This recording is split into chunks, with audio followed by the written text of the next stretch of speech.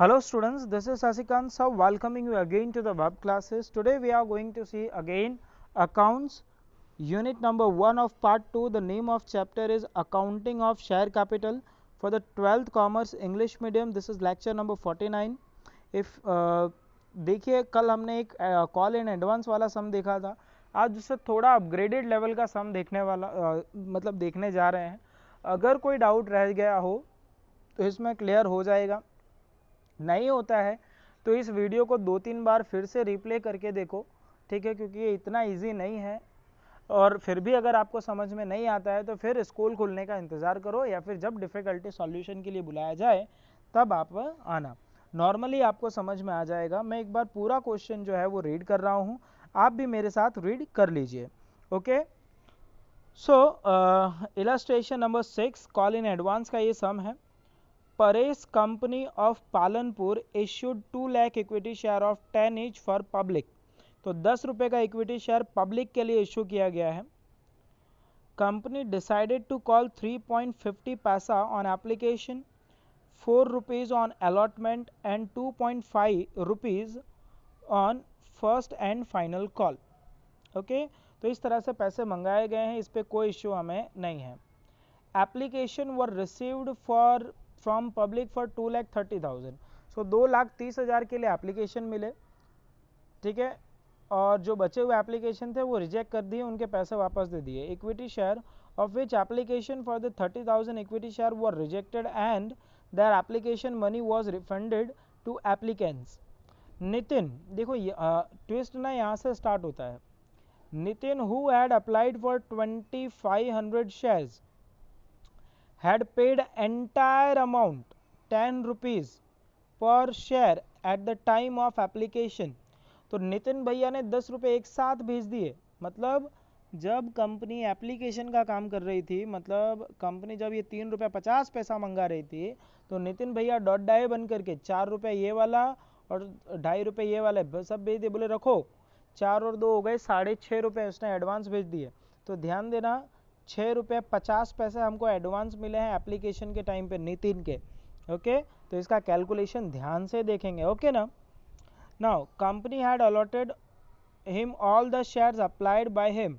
Piyush who was allotted 1,500 share had paid his first and final call money in advance along with the share allotment money. देखो पीयूष भैया भी कम नहीं थे. जब हमने अलॉटमेंट के पैसे मंगाए, ये वाले जब हम अलॉटमेंट का पैसा मंगा रहे थे, एक मिनट, हाँ, जब हम अलॉटमेंट का पैसा मंगा रहे थे तो उसने 2.5 रुपये भेज दिए. बोले ये लो रखो, बार बार हमें याद नहीं रहता, बहुत पैसा हमारे पास. आगे, except this all the amount due on allotment were received on due date. Right journal entries for the about transaction of company. See, writing journal entry is not a big issue, but entry with which amount, with what amount we will write the entry, that is the big matter here. तो आपको करना पड़ेगा calculation. देखो आपको application के time total कितना पैसा मिल रहा है. तो पहली बात तो आपको टोटल कितने एप्लीकेशन मिले, 2,30,000 एप्लीकेशन मिले. तो अगर देखें हम तो 2,30,000 का मुझे जाना पड़ेगा थोड़ा सा बैक, कहीं अगर कैलकुलेशन की जगह है. कैलकुलेशन की जगह तो नहीं दिख रही है. ओके, चलो यहीं कर लेते हैं कैलकुलेशन, थोड़ा डार्क कलर लेकर के. सो 2,30,000 हमें एप्लीकेशन मिले, है ना. तो 2,30,000 गुणा अगर करोगे मल्टीप्लाई, एप्लीकेशन के टाइम पे 3.5 रुपये मंगाए, 3.5 रुपये मंगाए गए हैं. तो एक बार मल्टीप्लाई करोगे तो कितना आएगा, 2,30,000 और 2,30,000 4,60,000, 4,60,000 प्लस 1,30,000, 5,90,000 तो यही हो जाता है ना मेरे ख्याल से. सॉरी, 5,90,000 नहीं, हाँ sorry, I am wrong again.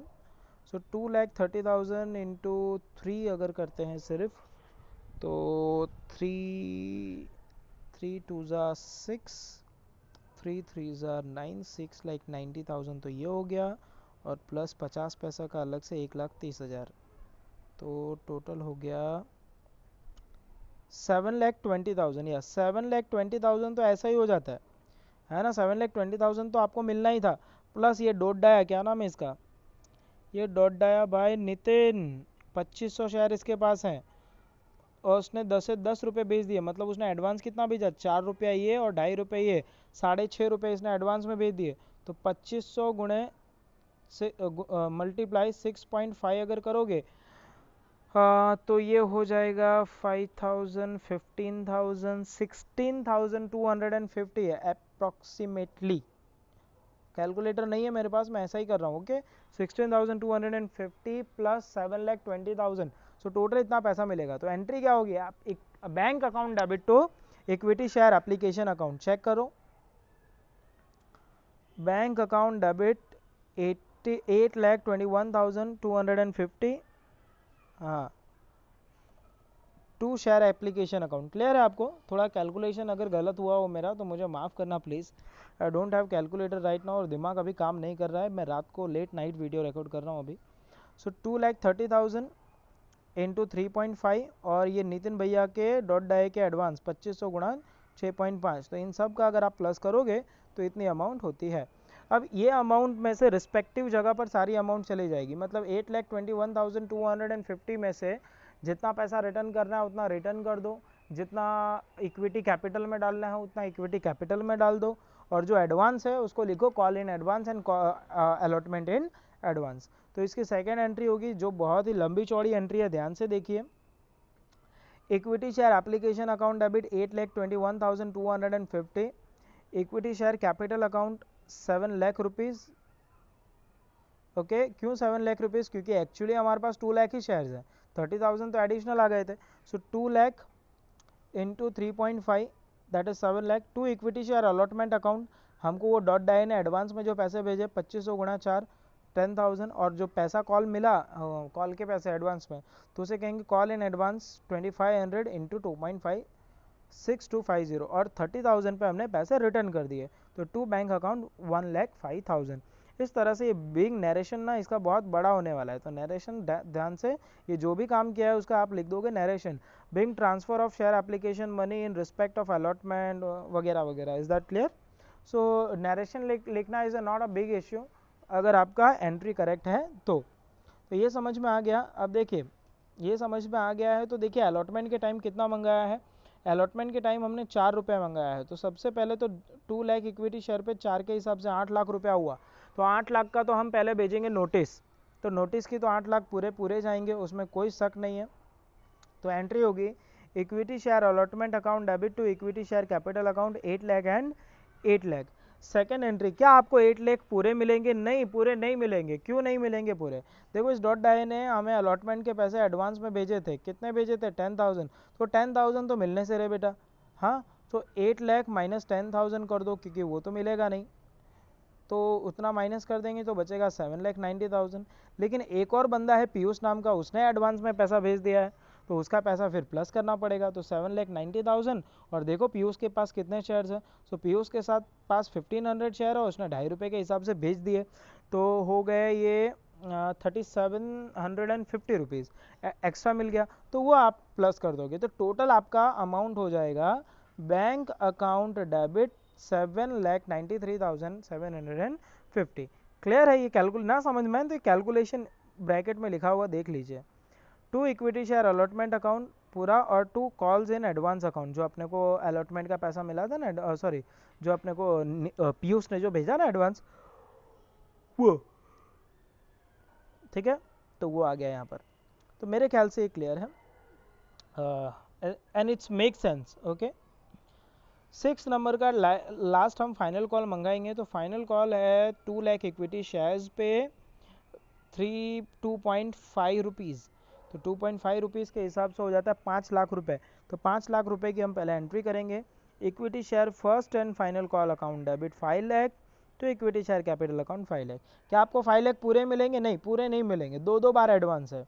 एक तो इस भाई ने 3750 रुपये एडवांस दिए हैं, और इससे पहले हमारा एक बंदा था, क्या नाम था इसका यार, नितिन ने हमें कॉल इन एडवांस के 6,250 रुपये, तो 6,250 plus 3750 mean 6,250 plus 3,750, approximately it became 10,000। तो इतना सारा पैसा अपने को एडवांस में मिला है, तो एडवांस पैसा माइनस हो जाएगा, बाकी का पैसा मिल जाएगा।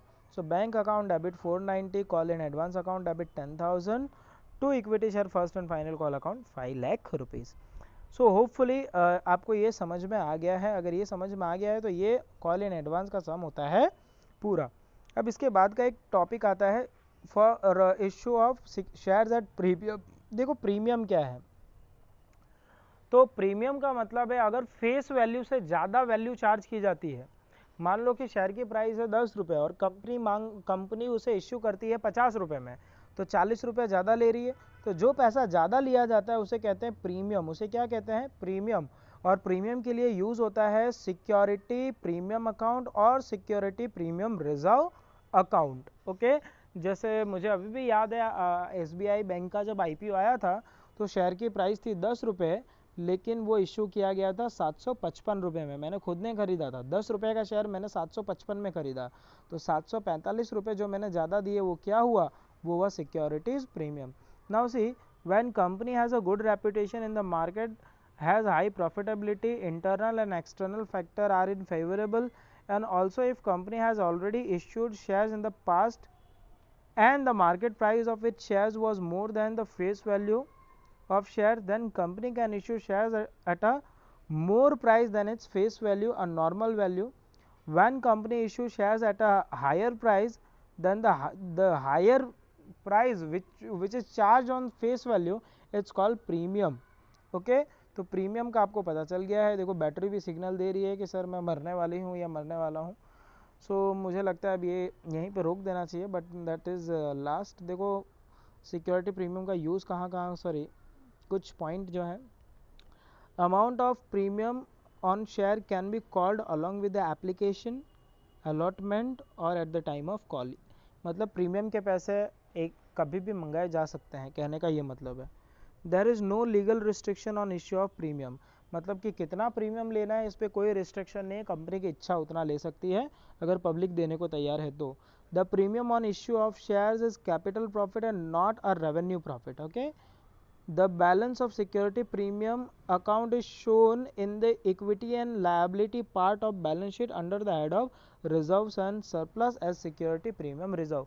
ये लाइन एक मार्क्स में 1 मार्क्स में बहुत बार पूछी गई है।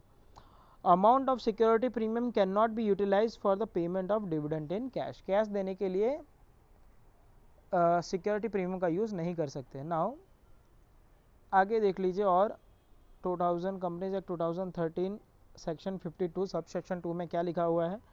In writing of the प्रीमिलरी expense of the company security premium can be use for writing of the expense of commission discount allowed on shares, this can be used for issuing fully paid bonus shares to the shareholder, it can be used for providing the premium payable to the redemption of redeemable preference share, it can be used for buyback of its own share, it can be used। so ये है इसके uses। तो uses भी exam में पूछे जा चुके हैं, 1 मार्क्स में पूछे जाते हैं, तो आपको 2 से 4 uses लिखने होते हैं। तो आज के लिए इतना ही। अगर ये समझ में आ गया है तो नहीं आया है तो भी मैं कुछ नहीं कर सकता, आपको ये वीडियो देखने के अलावा और कोई ऑप्शन नहीं है। यह है आपका homework illustration 4, 5, 6 exercise question number 5, 6, 7 and 8। Bye bye, thank you, stay home and stay safe.